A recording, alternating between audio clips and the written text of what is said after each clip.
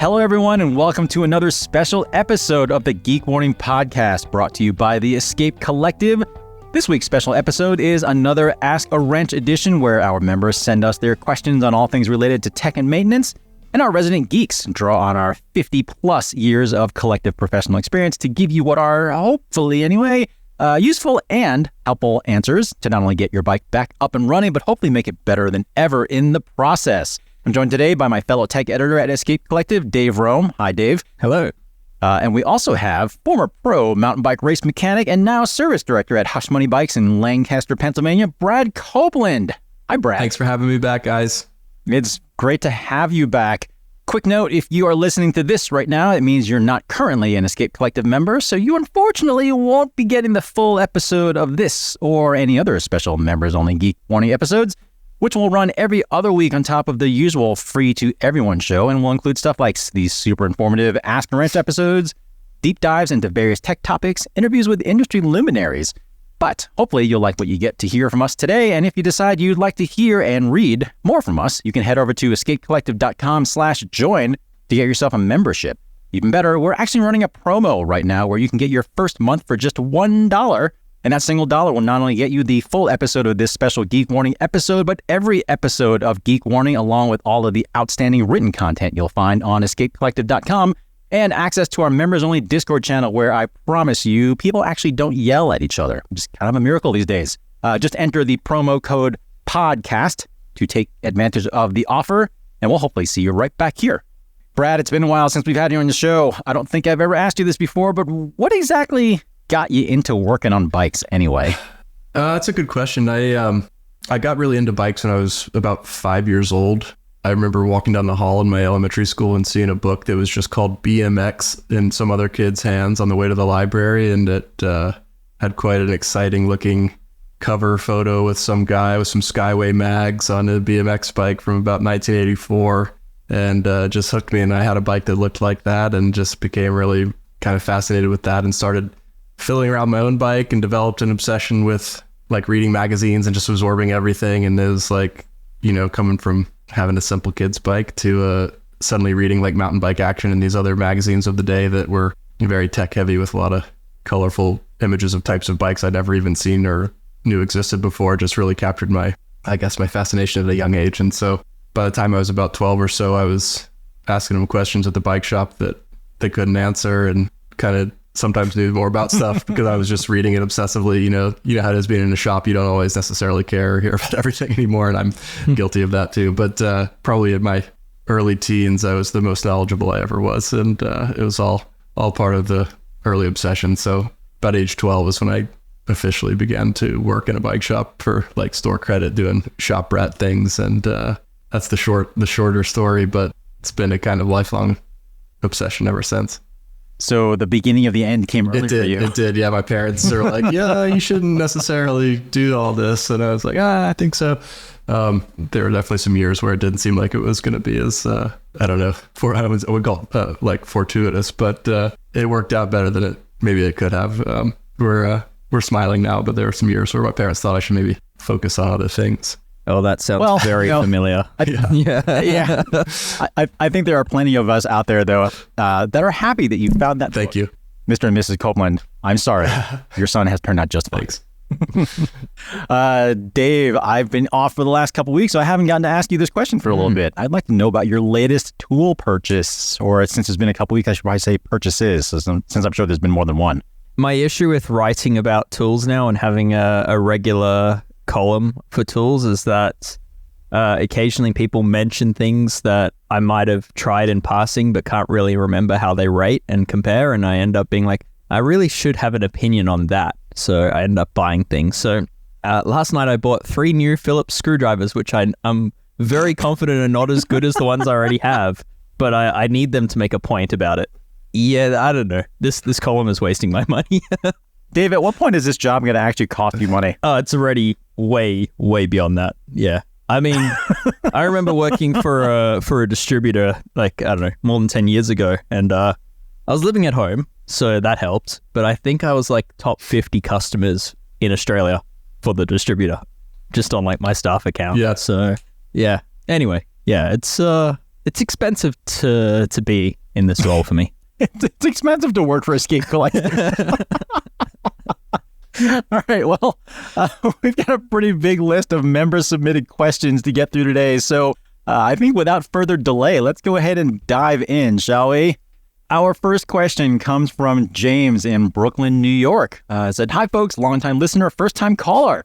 James has got a set of Wera hex keys and loves them, but needs a set of hex bits for his torque wrench. The various hex bits he's had at the bottom of his tool bag are not cutting it. Go figure. He doesn't like to have a set of Torx bits as well.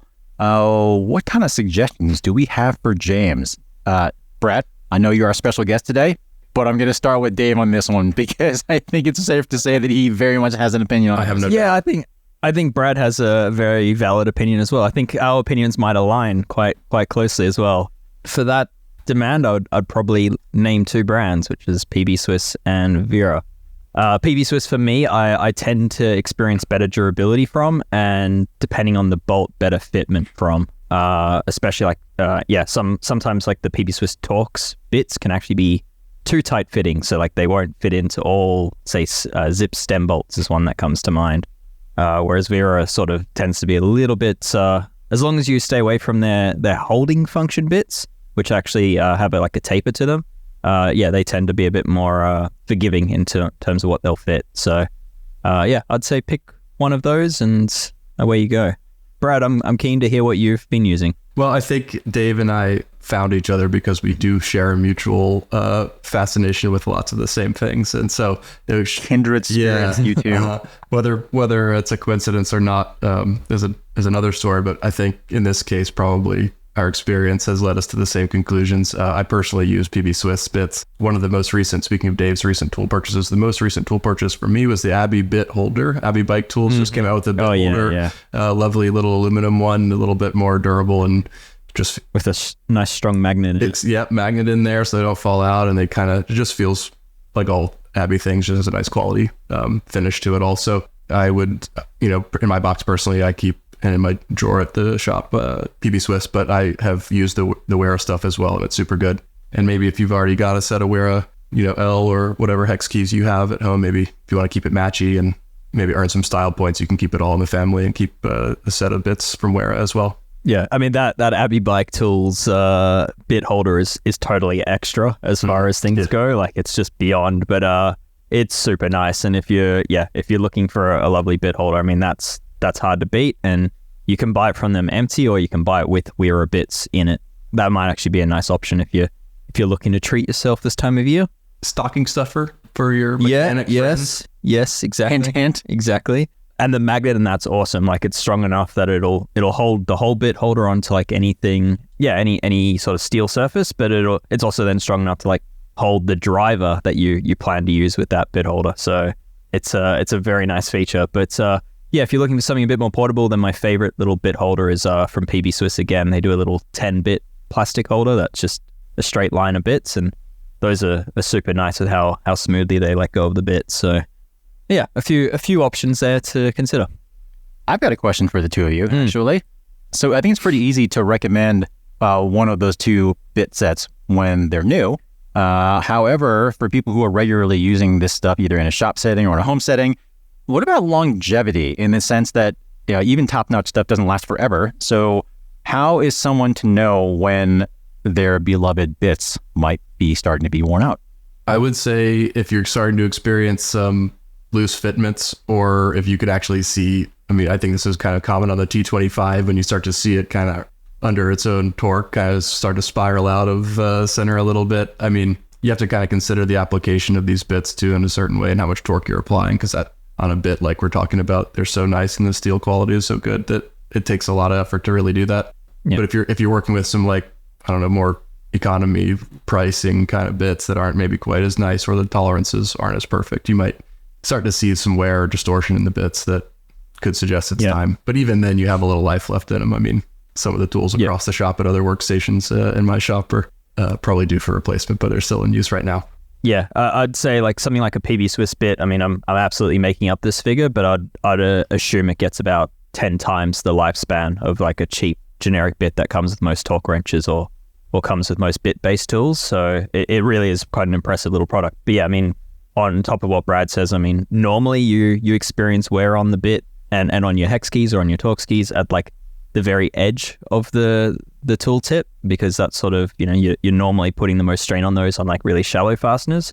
So yeah, for me, you can either get like an accurate caliper, and you can tend to measure the difference between the very edge of the tool and then a little bit further up the spline, or you can visually see the difference sometimes. There's a few ways to tell. And then you can enter those figures into the spreadsheet that I'm sure everyone keeps at home, just like you do, Dave. Yep, exactly. So yeah, it's the next tab along from tracking your chain wear with digital calipers would be your hex bit sizing tracking. Oh my! You could also then track the calibration of your various digital calipers by seeing how they read over time too. If there's, that's your interval for sending it back for calibration. Yes, based on your international standard Swiss 5mm key as your calibration block. Right. Yeah. Oh, geez. All right. I'm going to cut this discussion off on this part because even we have gone too far into the weeds now. All right. Moving on to the next question. And this one comes from, actually, I would say this is a friend of the podcast, Kevin Budhue. He's sent us several questions in the past. Kevin's crock pot that he uses for chain waxing is still about 3/4 full with his Silka Super Secret Melt Wax.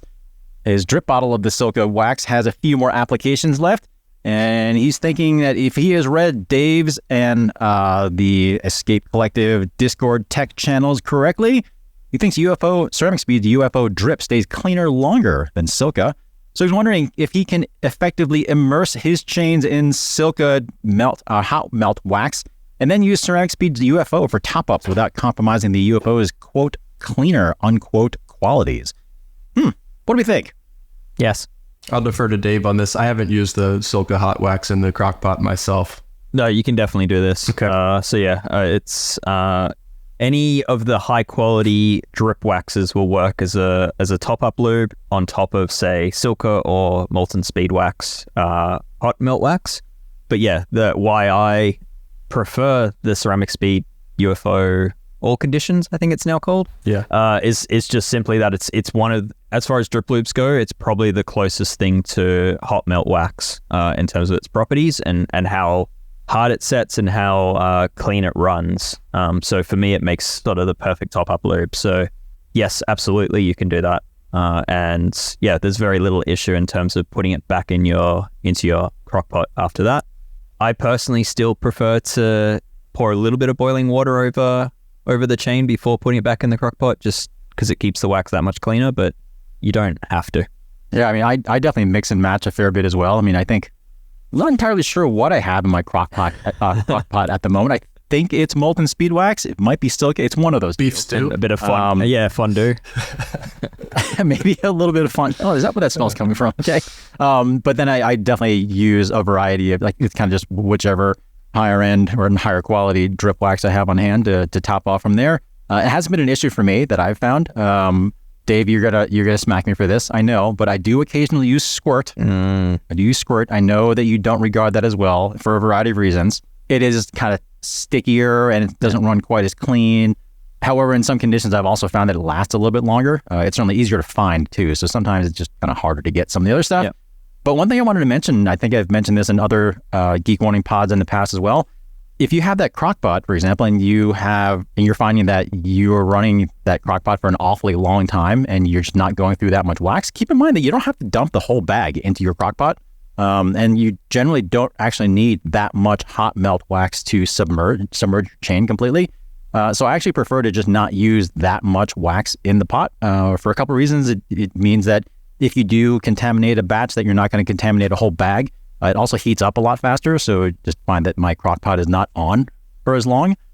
And yeah, when it does eventually get dirty, you just kind of like get rid of the partial bag that you have in there and dump in a fresh batch, and then you're good to go. Or you could go over the top and do what Adam Kieran of Zero Friction Cycling does, which is to run 2 crock pots. So you'd split that bag into 2, and then the one crock pot becomes your first dip. So it flushes out the wax and kind of cleans out the chain, and then the second one is the clean wax for the final thing. Personally, I know that system works. I know people love doing that, but I still would rather just pour boiling water over the chain and then just have one crock pot on the go. Sorry, I did say that we were only going to give you a snippet, did I not? Well, lucky for you, I know you only got about 10 or 15 minutes here. You got about another hour or so that you missed. And if you want to get all of this week's Ask a Wrench special episode of Geek Warning, we're still running a promo. So head on over to escapecollective.com/join and enter the code podcast in all caps at checkout so you can get your first month for just $1. I timed the process myself actually of signing up, and I can verify that you can actually be back here for the rest of the show in about 90 seconds. So if you want the rest of the show, quit messing around and sign up, and we'll see you back here in 90, 89, 88, 87.